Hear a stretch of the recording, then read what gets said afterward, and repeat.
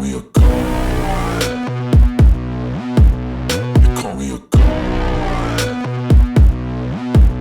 They call me a god. They call me a god. Let's go. I'm about to go off like a weapon. Fuel to the top, got a filled up engine. In my thoughts obsession, I will not stop. No, I'm never second guessing. What's up, everybody? Welcome back to the channel. Like and subscribe if you like this video. Just want to talk about a couple things throughout this week. We'll talk about the Terron Armstead situation. Let's talk about signing Eric Fisher. I mean, that is pretty awesome. I think we need a little bit of depth at our offensive line, and I think that's really going to help us out. Austin Jackson, he's now on injured reserve, which I think even when he was playing, he wasn't doing the best. We were still hoping for something, but I think him just going on injured reserve is just kind of the experiment is over with Austin Jackson. And Jalen Waddle is now questionable for the game, which I'm thinking a lot of these high throws are really starting to get Jalen Waddle a little bit hurt because he's constantly jumping up 17 feet in the air to try and catch the ball.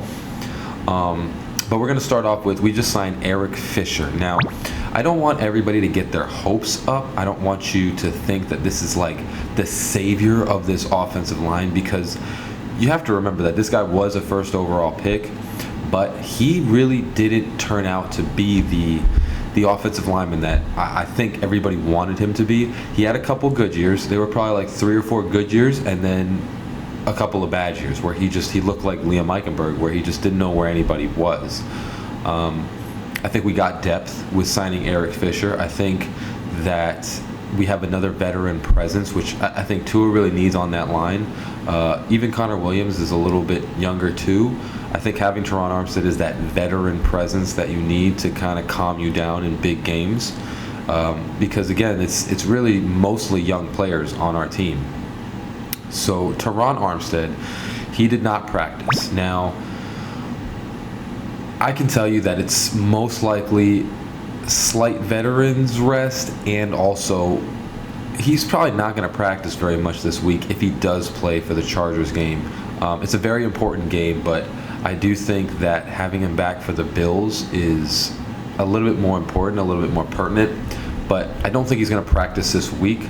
I think that he has probably a 70-ish, 75% chance to suit up on Sunday against the Chargers. But to be honest, we had a pretty decent offensive line against the 49ers. It's just Tua was a little bit rushed. He wasn't really on it, and yeah, he just was missing a couple throws. He's correcting it. If you hear the press conference that he talks about, the throws that he missed, the miscommunications, all of that stuff that he really he knew he wasn't good. And maybe if we look back when he wanted to go into the Texans game, I think we probably it's a tough situation because you don't want to get your quarterback injured, but I feel like he also noticed that he was a little bit off in that game, and he wanted to stay in to kind of correct some of these things. Well, back to Terron Armstead, I think he has a 75% chance of playing this weekend.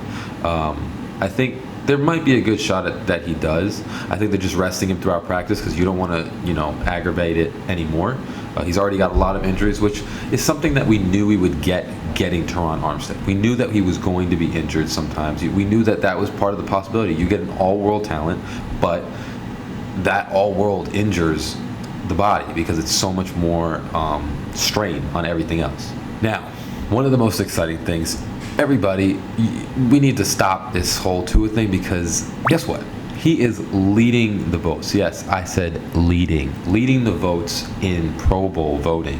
He is the #1 player in Pro Bowl voting, and that is pretty incredible because there are a lot of good players in this league.